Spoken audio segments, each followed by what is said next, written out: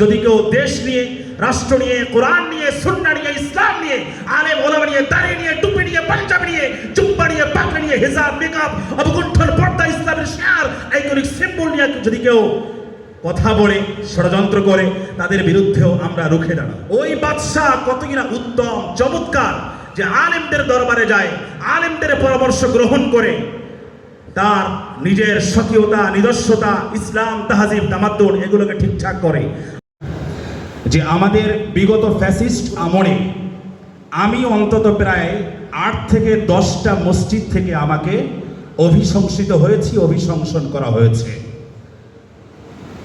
এবং মসজিদ মাদ্রাসাগুলো এগুলোকে দলীয়করণ করা হয়েছে। দলীয় প্রভাব মুক্তভাবে আমাদের উলামায়ে কেরাম খেদমত করতে পারেন নাই। আমি সবার আগে যে বিষয়টা বাংলাদেশ জাতীয়তাবাদী দল বিএনপির কাছে আমি শুধু আমিরুল হক ভাই নয়, মিডিয়ার মাধ্যমে সর্বোচ্চ নেতৃবৃন্দ তারেক রহমান সাহেব সহ সবার কাছে আমার একটাই দাবি থাকবে, অতীতে পতিত স্বৈরাচার যে পথ ধরে গণবিচ্ছিন্ন হয়েছিল, আলেমদের থেকে বিচ্ছিন্ন হয়ে তারা বাংলাদেশ থেকে দিল্লিতে পালাতে বাধ্য হয়েছে, সেরকম কোনো ভূমিকা তথা মসজিদ মাদ্রাসাগুলো যেন দলীয়করণ করা না হয়। উলামায়ে কেরাম যেন যার যার মসজিদ, মাদ্রাসা, ঈদগাহ, দরগা, খানকাগুলোতে স্বাধীনভাবে তারা কাজ করতে পারেন, কথা বলতে পারেন, কোরআনের কথা, সুন্নাহর কথা, জনতার কথা, ঈমানের কথা, খেলাফার কথা, শরিয়া আইনের কথা তারা বলিষ্ঠ কণ্ঠে উচ্চকিত, ধ্বনিত, প্রতিধ্বনিত, অনুরণিত, উচ্চারিত করতে পারেন। সেই স্বাধীনতা যেন তারা পান, এই বিষয়টা আমি সবার আগে নোটিস করছি।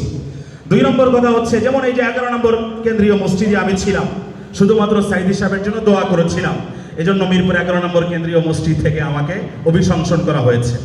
এরকম অসংখ্য ঘটনা বাংলাদেশের জনতা, বাংলাদেশের তাওহীদে মুসলমান, উলামায়ে কেরাম এবং আমাদের নেতৃবৃন্দ সবাই জানেন। 2 নম্বর কথা হচ্ছে, আমাদের উলামায়ে কেরাম হচ্ছেন জাতির সর্বোচ্চ লিগ্যাল অ্যাডভাইজার, সর্বোচ্চ অভিভাবক, সর্বোচ্চ নীতি নির্ধারণী ফোরাম।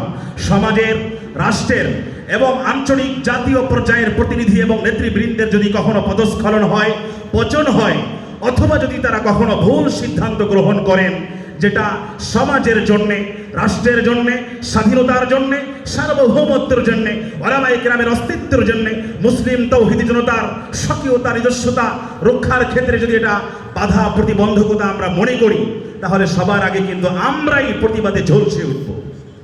অতএব এদেশের, এ সমাজের, এ রাষ্ট্রের, এ এলাকার, এ আসনের সহ সারা বাংলাদেশের সকল নেতৃবৃন্দকে আমি উদাত্ত আহ্বান জানাবো, আপনারা যেটা আমাদের সাইফুজ্জামান সাহেব বলেছেন যে আপনারা উলামায়ে কেরামের সাথে পরামর্শ করে কাজ করবেন, আমরা আপনাদেরকে লিগ্যাল অ্যাডভাইস করব এবং ইনশাআল্লাহ উলামায়ে কেরামের পরামর্শ নিয়ে কাজ করলে এ বাংলাদেশ একটি আদর্শ, সুন্দর এবং আমাদের সেই কাঙ্ক্ষিত রাষ্ট্র আমরা উপহার দিতে পারবো এ জাতিকে, যেই কাঙ্ক্ষিত রাষ্ট্রের কথা আমরা স্বাধীনতা উত্তর 53টি বছরের প্রতি সেকেন্ডে আমরা কল্পনা করে আসছি। নিয়ামাল আমিরু আলা বাবিল ফাকির ওয়া বিসাল ফাকিরু আলা বাবিল আমির। ওই বাদশাহ কত কিনা উত্তম, চমৎকার, যে আলেমদের দরবারে যায়, আলেমদের পরামর্শ গ্রহণ করে তার নিজের স্বকীয়তা, নিজস্বতা, ইসলাম, তাহজিব, তামাদ্দুন এগুলোকে ঠিকঠাক করে। আর ওই আলেম কতই না নিকৃষ্ট যে নিজের স্বার্থ সিদ্ধির জন্য যুগের শাসকদের কাছে কুর্নিশ করে। আপনারা শিক্ষাগুরুর মর্যাদা কবিতাটা নিশ্চয়ই পড়েছেন। সেখানে বাদশাহ আলমগীরের দরবারে সেই মহান শিক্ষক বলেছিলেন, শিক্ষক আমি শ্রেষ্ঠ সবার, ভয় করি না কোথারি না কোধার, বুকে আছে বড় বল, বাদশাহ সুধারে শাস্ত্রের কথা শোনাবো অনর্গল, যায় যাবে প্রাণ তাহে, প্রাণের চেয়েও মান বড়, আমি বোঝাবো শাহানশাহে। আর বাদশাহ তেমনই ছিলেন, তিনিও বলেছিলেন, আজ হতে চির উন্নত হলো শিক্ষা গুরুর শির, সত্যি তুমি মহান উদার বাদশাহ আলমগীর। আল্লাহর কোরআন বলছে সূরা আলে ইমরান 104 নম্বর আয়াত, ওয়ালতাকুম মিনকুম উম্মাতুন ইয়াদউনা ইলাল খায়র ওয়া ইয়া'মুরুনা বিল মা'রুফ ওয়া ইয়ানহাউনা আনিল মুনকার ওয়া উলাইকা হুমুল মুফলিহুন।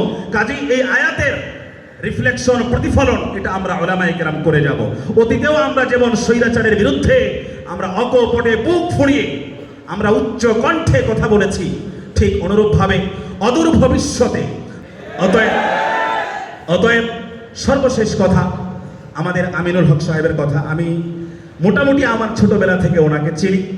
আমি যতটুকু জানি উনি সদালাপি মিষ্টভাষী, ধর্মানুরাগী, শিক্ষানুরাগী এবং তিনি আলেমদেরকে বড্ড পছন্দ করেন। এই আজকের এই ডেট নেওয়ার জন্য আমরা যখন ওনার কাছে গিয়েছিলাম তখন তিনি একথা স্পষ্ট বলেছেন যে আসলে আলেম ওলামাদেরকে পছন্দ করি এবং এই যে কমিটি করেছি এটা আমার মনের কথা যে আমাদের রূপনগর ও পল্লবীর ঢাকা 16 আসনের মসজিদ মাদ্রাসার ইন্টারনাল যত প্রবলেম, অস্থিরতা অথবা বিশৃঙ্খলা এগুলো আপনারাই দেখবেন। আমি আমার পক্ষ থেকে সর্বোচ্চ সহযোগিতা করব। কথাটা আমার বড্ড ভালো লেগেছে, হৃদয়ে রেখাপাত করেছে। আমি চাই তার এই কথা তিনি রাখবেন এবং উলামায়ে কেরামের সাথে পরামর্শ করে অদূর ভবিষ্যতে তিনি তার এই সমাজ বিনির্মাণের স্বপ্নকে বহুদূর এগিয়ে নিয়ে যাবেন। এ কথা বলেই আমি কারো ধৈর্যচ্যুতি না ঘটিয়ে আজকের বক্তব্য এখানেই শেষ করছি। ওয়া আখিরু দাওয়ানা আলহামদুলিল্লাহি রাব্বিল আলামিন।